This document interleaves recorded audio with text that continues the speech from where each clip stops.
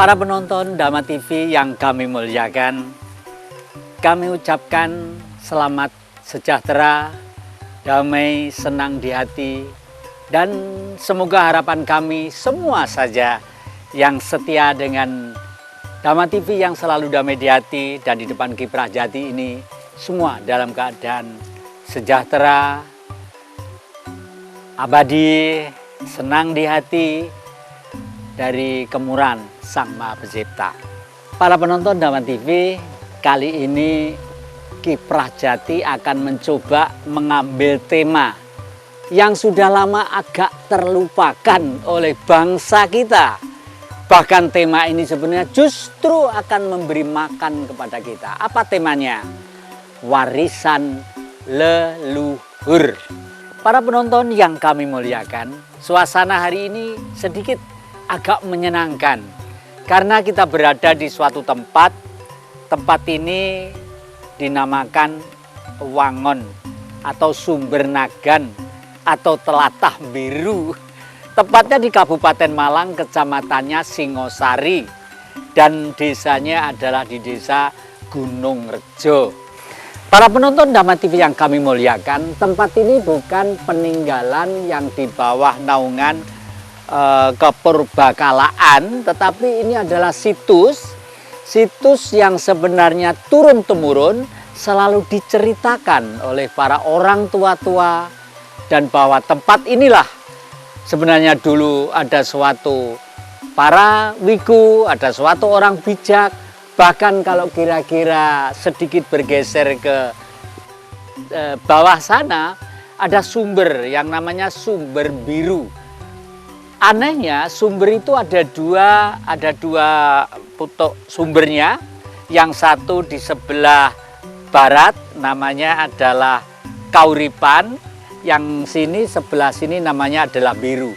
Dan konon katanya, dan saya sendiri pernah melihatnya, kalau seseorang meditasi di situ dan nenuwun di situ, hening di situ, kalau keluar Sumber Biru seasap rokok pun misalnya ya, itu konon katanya terpenuhi. Dan suatu saat aneh para penonton, pada waktu Pak kami tuanya masih Pak Kalim, saya suatu saat di Malang sana pengen datang ke sini, pengen datang ke Biru.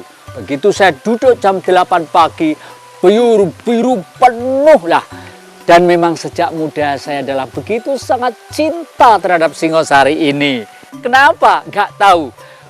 Wah, saya sebenarnya lahir di Blitar. Waktu masih kecil, kalau mendengar cerita Ibu Kendedes, kalau mendengar cerita gagahnya San Keng Narok, bahwa Ibu Kendedes melahirkan raja-raja besar, lalu mendirikan suatu negara yang 300 tahun kurang lebih Majapahit, saya terngiang-ngiang terus. Bersyukurlah leluhur dan Sang Maha Pemurah mengkaruniai saya beberapa petak tempat ini, dan ini masih agak panjang. Ya, kalau supaya saudara-saudara nanti itu bisa mengetahui secara umum, saya akan berjalan ke sana. Saya punya gua, saya punya air mancur yang airnya jernih dan selalu debitnya itu meskipun kemarau tidak pernah kembang. Nanti kita ceritakan lebih lanjut. Saya tak jalan-jalan dulu ke sana. Monggo, kalau mau ikut silahkan datang.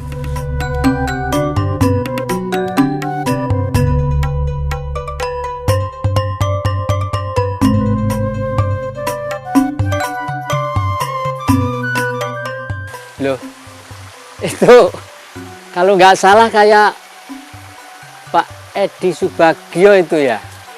Waduh, oke.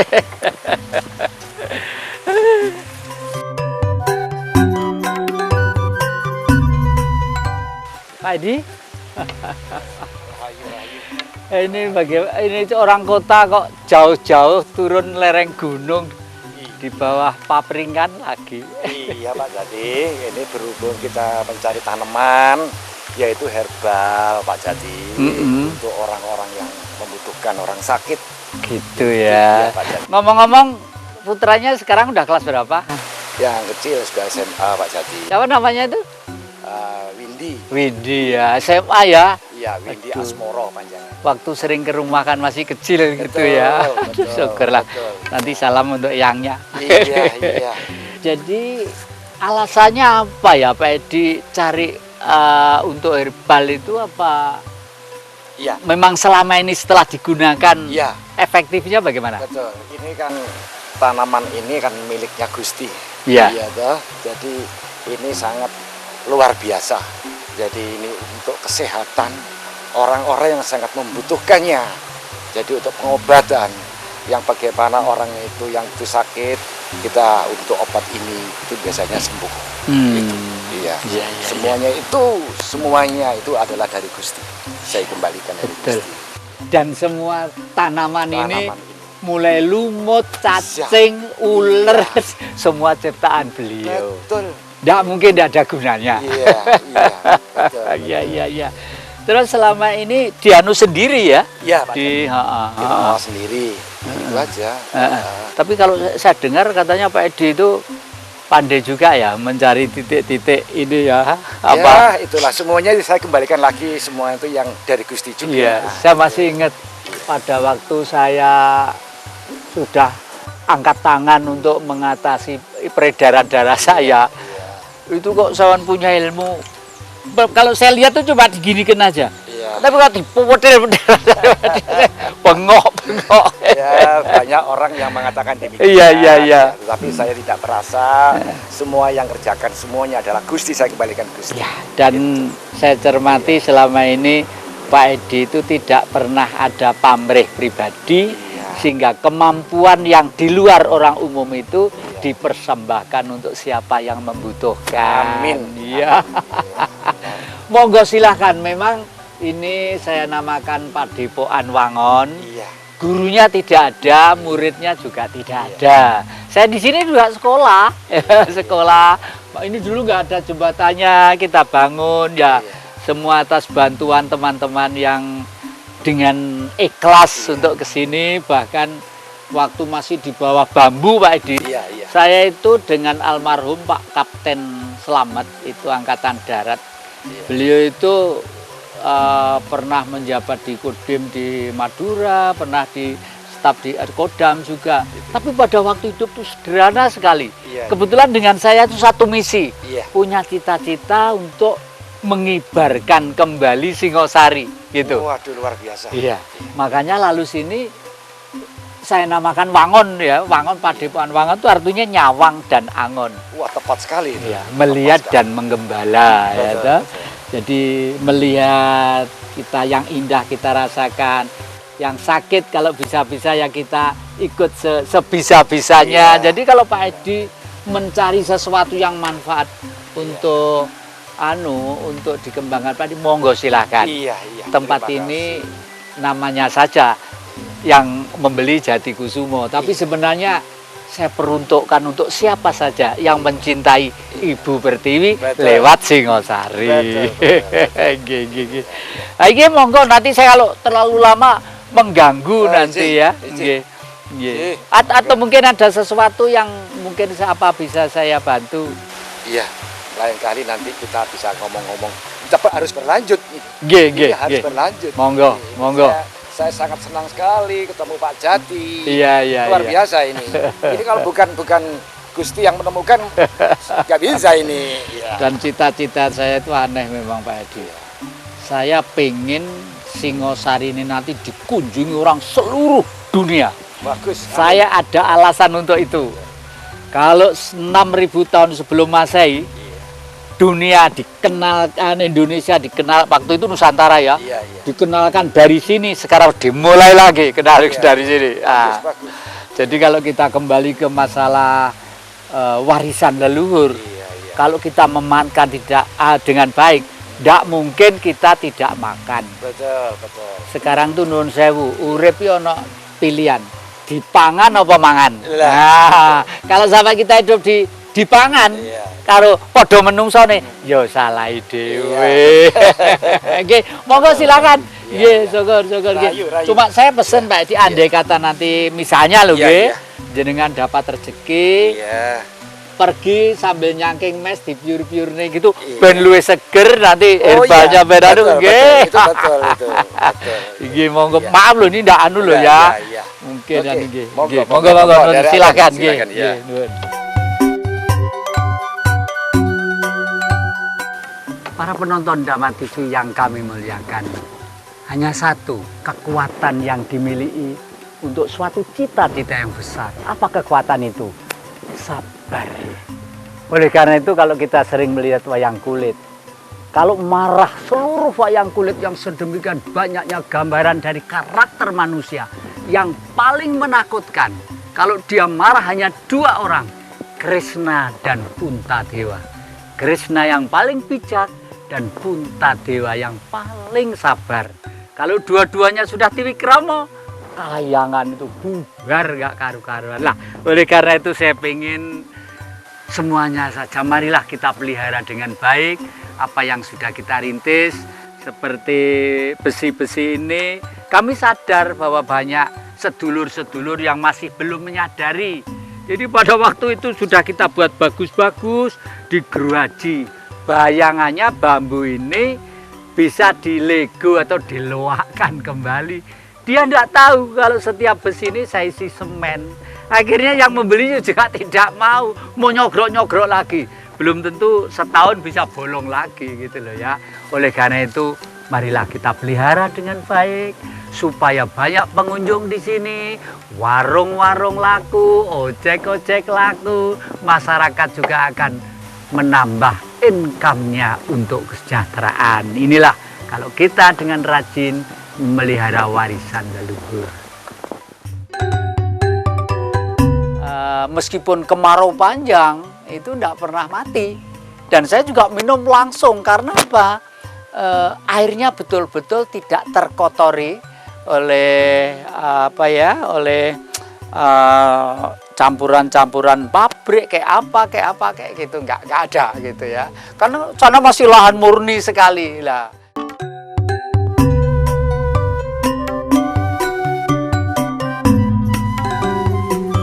Sugeng siang. Nggih, sinten asmane? Pak Suki dalemipun saking Watu Gede ngriki Singasari mawon nggih. Watu Gede nu lek mboten pemandian nggih. Nggih. posisi leriku. Lajeng anuan nggih pakai bahasa Indonesia nggih. Biar anu nggih. Apa sebenarnya Pak Edi itu sering ke sini? Ya baru sekali ini Pak, Baru kali ini. melihat suasananya rasanya enak, di pikiran tuh rasanya damai. Damai. Iya. Melihat airnya jernih, saya juga sering Pak ke sumber situ. Oh iya. Ya kadang-kadang kalau haus saya langsung minum. Minum. Iya, rasanya sejuk sekali. Betul, karena air itu saya dinamakan sumber nagan itu karena ada kekuatan energi tertentu. Sebenarnya di bawah sana samudra di bawah anu tanah gitu. Jadi kayak kedung lah kalau zaman sekarang, kedung. Nah, kedung itu konon ceritanya Gunung Arjuna itu kan kebun dan kawahnya sudah mungkin ribuan tahun ya mati itu. Tapi sumber airnya dari bawah terus produksi. Makanya sumber nagan itu meskipun kemarau panjang itu tidak pernah mati. Dan saya juga minum langsung karena apa? Airnya betul-betul tidak terkotori oleh oleh campuran-campuran pabrik kayak apa kayak gitu, nggak ada gitu ya. Karena sana masih lahan murni sekali lah. Dan itu saya beli dari warga sini itu kira-kira tahun 87. Nggih. Sudah lama Pak. Udah lama itu, 87 itu belum grojok itu Pak. Dulu masih bambu semua dari bawah ke atas itu, tapi airnya itu mengalir gitu. Tetapi pada waktu teman saya itu punya inisiatif, ini airnya kok besar, dibuabati itu anunya itu ya. Lalu menjadi ternyata grojok. Sekarang kita bagi 3, yang kecil untuk anak-anak, yang sedang untuk umum, yang besar untuk semi terapi ya. Jadi itu karena terjunnya itu sekitar 2 meter lebih. lebih lah ya. Jadi kalau gini itu guru-guru urat-urat itu kan bagus itu. Jadi sehat Pak ya. Nah, zaman sendiri kan pernah mandi ya, itu bagus. Yang kedua, oleh karena itu berat Pak memang menjaga sini. Saya menjaga sumber itu berat. Karena sekarang ini dunia modern, sumber itu selalu dicari oleh orang-orang tertentu. Untuk apa? Dan sejak dulu kala membangun kerajaan itu mesti harus dekat dengan sumber. Termasuk Sumberawan, termasuk Singosari, ada Sumber Nagan, ada Sumber Biru di bawah sana. Lah, tetapi setelah di zaman modern, karena dibangun perumahan-perumahan di kota-kota itu, mereka butuh sumber air itu untuk dianu. Lah, saya menjaga sumber itu berat Pak. Berkali-kali mendapat cobaan ya. Karena apa? Karena akan ada orang membeli sumber itu. Nah, tapi prinsip saya, tanahnya memang milik Jatikusumo, wong saya yang beli saya. Tetapi air itu kan bukan milik saya, milik Sang Maha Kuasa. Untuk pohon-pohon, untuk binatang-binatang, untuk manusia. Jadi kalau semua alam itu dirusak oleh manusia, ya toh, hanya dimiliki oleh orang-orang tertentu, bagaimana yang lainnya?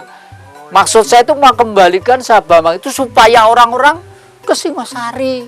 Coba jenengan di Singosari ini hampir tiap minggu diliwati duit miliaran ke selatan, ya toh? Miliaran loh Pak. Duit itu mau dibuang. Loh, kalau orang tidur di hotel, rekreasi itu kan buang duit Pak ya. Jadi yang enak itu seperti saya gini Pak ya. Iya. Melihat alam yang sejuk gitu. Terus saya mau tanya Pak ya. Ini Pak Jati kok bisa ada di tempat sini tuh, tempat tinggal sini tuh gimana ceritanya tuh Pak? Sebenarnya karena saya itu penuh dengan cinta dan kasih gitu loh. Maka dari itu sejak kecil saya sebenarnya asli Blitar. Tapi sejak kecil kalau mendengar ceritakan Dedes, Kenaro yang Guaga, Ibu Kendedes yang rahimnya melahirkan raja-raja besar tuh, waduh saya selalu terngiang-ngiang dengan Singosari itu. Ya. Sayangnya Pak ya. Dan kembali masalah yang tadi itu, saya nanti suatu saat diisi ya Pak rekeningnya untuk ngisi sana. Dulu waktu 87 itu diisi 125.000. Sampai sekarang ya 125.000, tapi enggak apa-apa lah. Yang penting saya sudah bisa ngasih mereka minum, sudah ngasih mereka seger, pondok-pondok enggak kekurangan air, itu saya sudah senang sekali gitu. Nggih. Ini ngomong-ngomong, kalau telaten ke sini monggo loh, silakan mampir ke Padepokan nggih. Saya sangat senang sekali Pak Nggih. di sini karena itu apa suasananya kan enak. Iya, sejuk. Iya. Pikiran menjadi tenang, Iya. damai gitu loh Pak. Iya. Nggih, monggo sekecaken nggih, jangan segen-segen, monggo santai-santai nggih. Nikmati hidup Pak. Nggih, matur nuwun, monggo.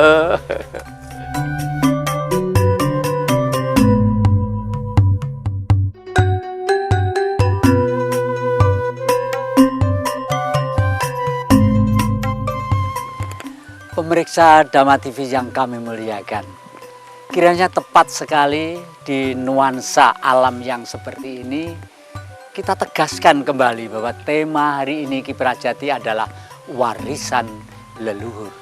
Yang namanya warisan pasti material dan pasti bisa untuk memenuhi kebutuhan hidup kita. Sekolah, makan, kebutuhan primer atau sekunder, paling tidak seperti itu.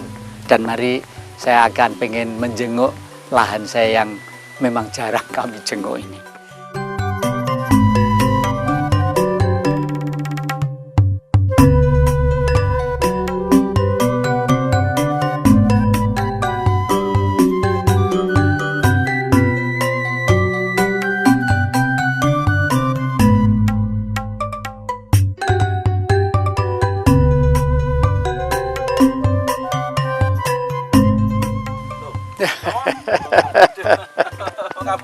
Waduh, ini sudah tahu tadi kalau Romo iya. nengko di sini. Sudah berapa lama di sini? Kurang lebih 3 hari Romo. 3 hari, waduh. Itu kalau nggak orang yang kuat nggak mungkin. Monggo, duduk. Istilahnya, g. Saya di sini ya. Nggih.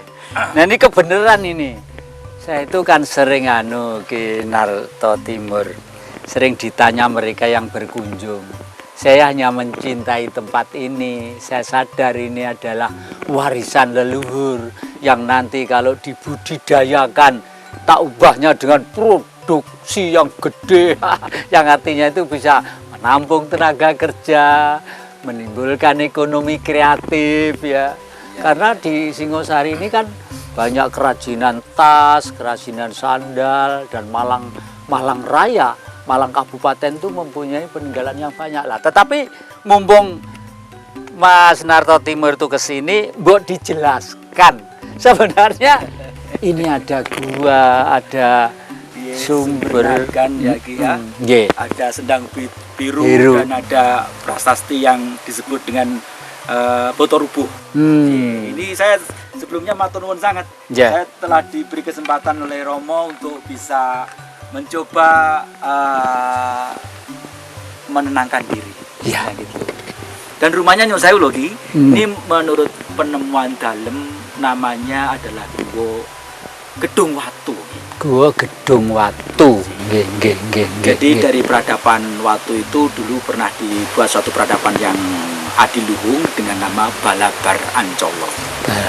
Balabar itu Balabar Ancolo itu batu yang sudah dilenggai oleh leluhur kita dengan doa maneges yang sangat tinggi sehingga energi itu bisa memancarkan sampai ke seluruh Nusantara.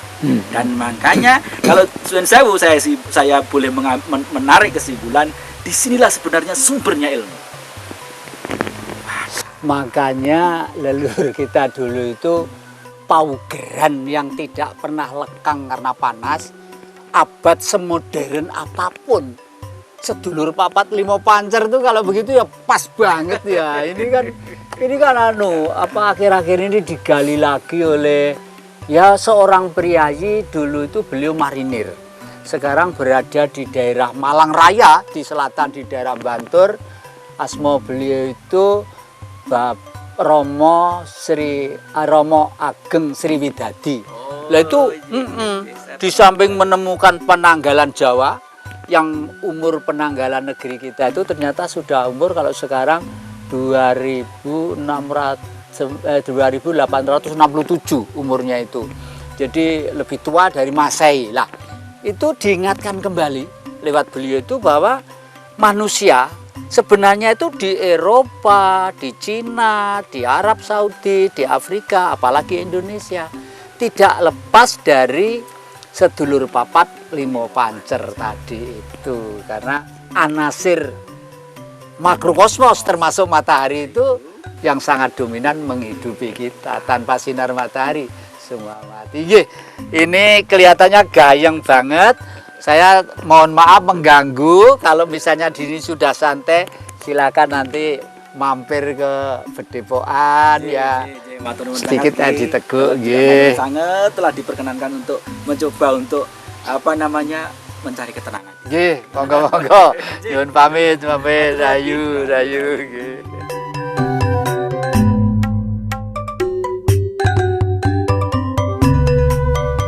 Pohon yang besar dikasih kain kotak-kotak, dikasih sesuguhan, bukan berarti pohon yang besar itu ada penunggunya. Bukan berarti ada kalau orang Jawa ada genderuwonya. Terima kasih para penonton Dhamaka TV yang selalu damai di hati dan masih setia di depan kiprah jati ini. Dan saya juga mengucapkan terima kasih kepada sedulur-sedulur saya, kepada kawan-kawan saya yang masih setia dan kerasan untuk berbincang-bincang di Puri Jatikusumo ini, di Singosari ini. Melanjutkan yang dulur-dulur. Saya tuh kok pengen tahu dari sisi sosial kemasyarakatan, dari sisi budaya sedulur kita yang ada di Bali. Sampai-sampai kalau tidak salah orang asing itu punya fenomena filosofis ojo mati lek durung ngongak Bali. Bukan kok sampai Bali disebut sebagai surga dunia, the paradise island. Jadi satu surga dunia yang begitu indah. Nah, sebenarnya sedulur-sedulur dari Bali itu kultur budaya kemasyarakatannya itu bagaimana sih Pak Nyoman? Monggo kami persilakan. Matur suwun. Saya ucapkan salam, Om Swastiastu, Om Swastiastu. Rahayu. Rahayu. Sebelumnya saya akan menyampaikan tentang kultur budaya Bali, yaitu budaya Bali, budaya yang identik menghormati leluhur. Budaya yang menghormati leluhur adalah dengan jalan berdoa, dengan jalan melaksanakan kewajiban leluhurnya, seperti contohnya di Bali identik dengan bebantenan. Banten itu sesaji ya? Banten itu adalah sesaji. Perlu diketahui bahwa Banten itu adalah sesaji yang di situ dilengkapi dengan ubo-rampe-nya yang tidak perlu saya jelaskan, mungkin orang Jawa lebih paham dengan ubo-rampenya itu. Maka dari itu, barang siapa yang selalu ingat pada leluhurnya, mereka akan senantiasa selamat, baik secara dunia maupun di setelah kita tidak ada nanti. Itu menurut saya sebagai orang Bali.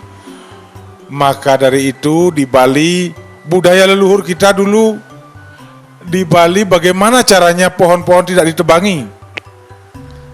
Pohon yang besar dikasih kain kotak-kotak, dikasih sesuguhan. Bukan berarti pohon yang besar itu ada penunggunya. Bukan berarti ada kalau orang Jawa ada genderuwonya. Tetapi pohon besar itu dikasih kain atau dikasih sesuguhan supaya melestarikan pohon, supaya tidak ditebangi semena-mena, sehingga air selalu bersih yang ada di Bali.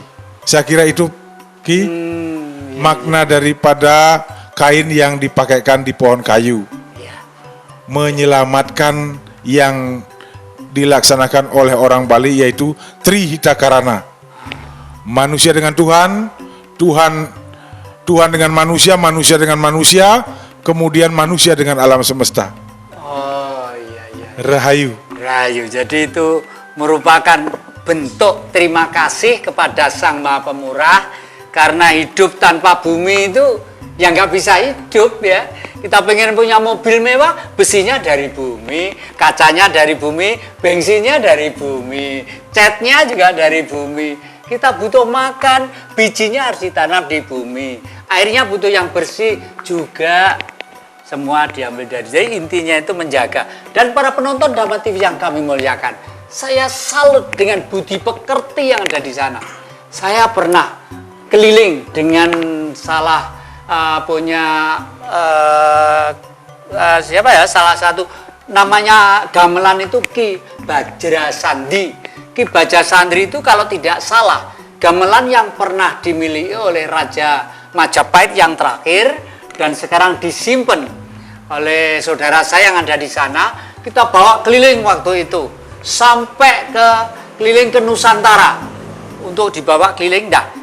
Adik-adik yang di Bali sekolahnya masih kelas sekolah dasar, itu taat dan disiplinnya setengah mati. Coba bayangkan, keliling dengan rombongan gamelan yang besar, ya, konsumsinya mesti menurut Anda pasti mahal, tidurnya pasti mahal. Tidak, sederhana sekali. Anak-anak kita itu makannya, maaf ya, nasi putih cuman sama ikan teri dan kadang-kadang dicampur ada kacang goreng, kacang tanah yang digoreng, itu udah cukup. Dan jam 3 pagi dia harus bangun. Setelah bangun dia bersih diri lalu mengadakan upacara. Jam 4 upacara di suatu tempat sesuai dengan budayanya, ya, sesuai dengan syariatnya kalau bahasa umum itu. Dan setelah itu berpakaian, lama berpakaiannya orang Bali itu dengan penuh kesabaran, dan semua tidak ada pamrih. Pamrihnya hanya satu, berbudaya untuk menguri-uri, memelihara warisan leluhur yang ternyata di Bali mendatangkan rezeki. Coba, hampir sebelum dulu ada peristiwa Amrosi, di Bali itu per tahun berapa dolar? 12 miliar dolar uang yang datang ke Bali. Mungkin setelah itu stagnasi agak lama ya, lalu kembali lagi gitu. Lalu yang 12 miliar dolar itu untuk apa? Yang untuk Bali itu ke sana kurang lebih hanya sekitar 10% atau mungkin katakanlah 20 ya. Yang lainnya untuk apa? Distorkan ke negara di Jakarta. Kalau sudah dikas negara, keluarnya ya bantu sekolahan, ya bantu masjid, ya bantu gereja, ya bantu sosial-sosial dan lain sebagainya. Inilah kehebatannya bangsa Nusantara yang memang selalu guyup, rukun dan indah dalam pergaulan. Nah, ini saya pengen ke ini dulu, masih menerangkannya masih kurang kalau nggak salah tentang gambar Erlangga tadi itu ya, gambar Erlangga yang itu monggo. Gini Pok dan saudara-saudara semua yang saya hormati, salam saya Awik Nam Astu Mokeo Rahayu Sagung Dumadi. Rahayu. Saya tertarik dengan Bapak Wayan tadi. Kenapa budaya Bali itu menjadi suri toladan untuk kita telaah sebagai salah satu ajaran bersatunya antara agama dan budaya, melahirkan sebuah peradaban yang begitu indah, dari mulai struktur dari sosial masyarakat indah ya. Arti yang terendah itu bukan berarti membedakan kasta, tapi itu mengandung pengertian religius. Dalam tatanan yang telah terbentuk itu akan semakin bisa tertata untuk membawa keseimbangan berdasarkan fungsi dan perwujudan terhadap menyatunya alam ketuhanan, manusia dengan Tuhan, manusia dengan alam semesta raya. Simbol-simbol dalam arti budaya, Buddha dalam arti mengerti, untuk menyadari akan kebesaran Yang Maha Kuasa, sehingga keluarlah kata budaya. Budaya Bali, budaya Singosari, budaya Surabaya, dan sebagainya. Peradaban ini tidak lepas dari 3 anasir yang disebut manusia, kewan, dan tetuwuan. 3 anasir ini sama-sama jaya, sama-sama berfungsi dalam hidup. Dan konotasi hidup dalam filosofis lama itu tidak bisa dilepas antara kehidupan jasmani dan kehidupan rohani.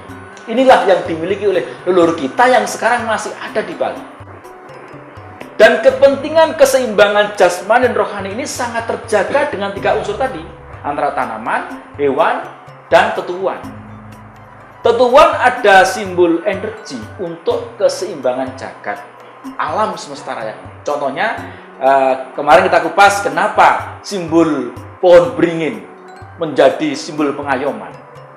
Karena pohon beringin ini adalah salah satu daya lindungi yang tercipta untuk selain memberikan gambaran kehidupan, tapi mempunyai nilai religius.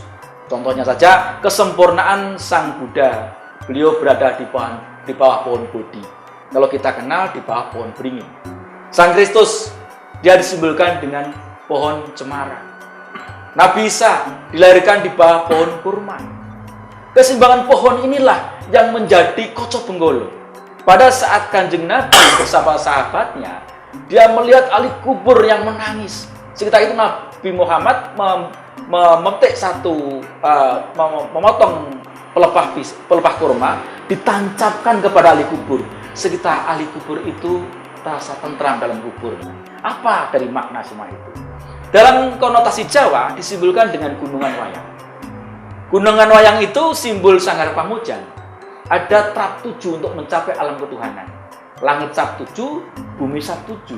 Dalam ilmu disebut Sabtorenggo. Dan alam seisinya itu ada 7 warna dan sebagainya itu.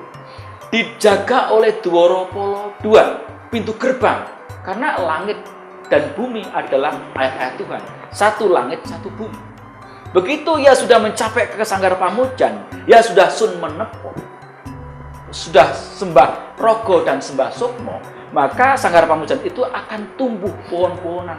Bagaikan saat kita semadi, kita menyuwun dengan Yang Maha Kuasa, menumbuhkan energi suci, akan menumbuhkan semua kepentingan alam semesta raya untuk hidup Tiga Nasir tadi. Makanya Tiga Nasir ini tidak bisa lepas. Ono coro kang datang sawolo podo joyonyo. Artinya ono coro sing ora kena sela dalam hidup itu. Satwa itu kaca benggolane menungso. Cermin. Walah le mosok kowe kalah karo pitik. Kalau orang tua dulu mananya gitu. Pitik wae ora dikon mulih, saya suruh mesti mulih. Naga-Bandha, Nabatnawa dan sebagainya. Lah, Bimasena ini ingin bertemu dengan jati diri. Jati diri Sang Bima siapa? Ya Tuhan Yang Maha Esa. Karena kita yang ada di alam semesta ini adalah semua anasir atau penggalan-penggalan cahaya-cahaya dari Tuhan yang tersirat di alam semesta. Ini kan cermin. Dan bagus itu, didikan niru pitik itu bagus.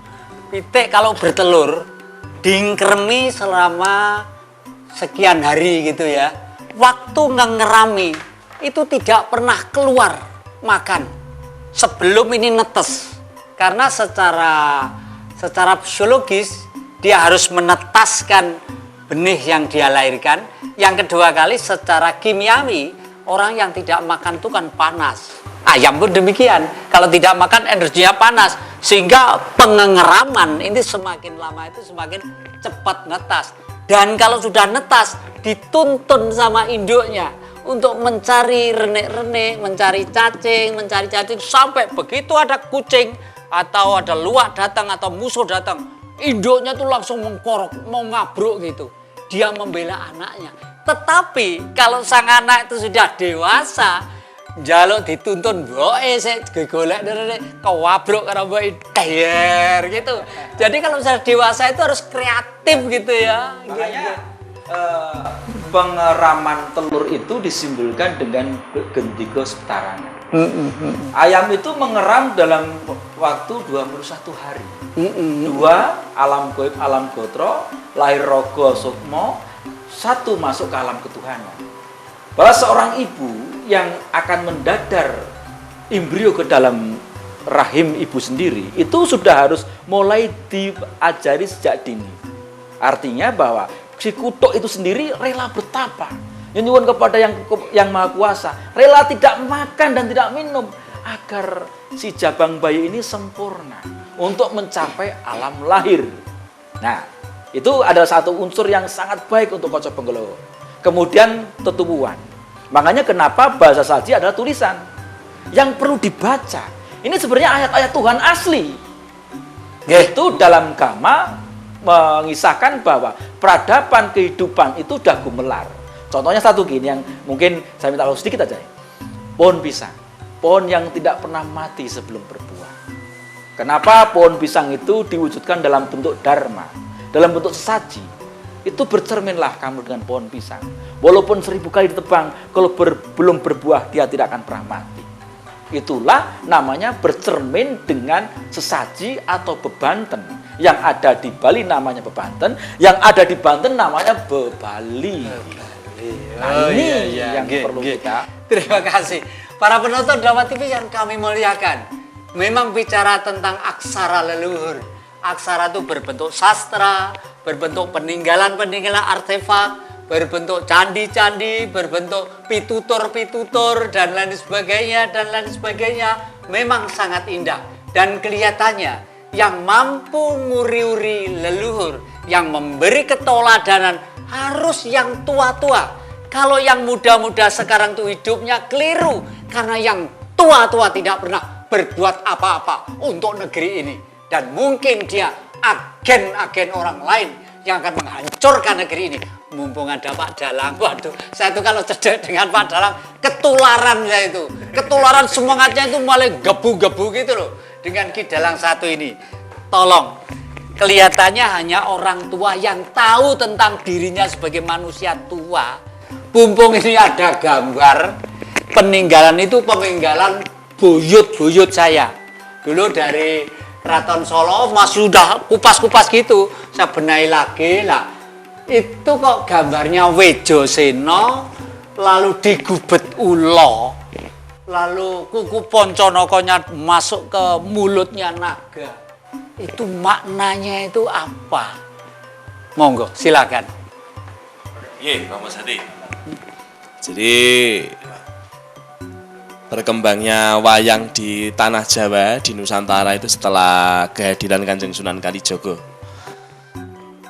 Kenapa Kanjeng Sunan Kalijogo menggunakan wayang dengan cerita Mahabharata dan Ramayana? Itu adalah salah satu bukti bahwa beliau itu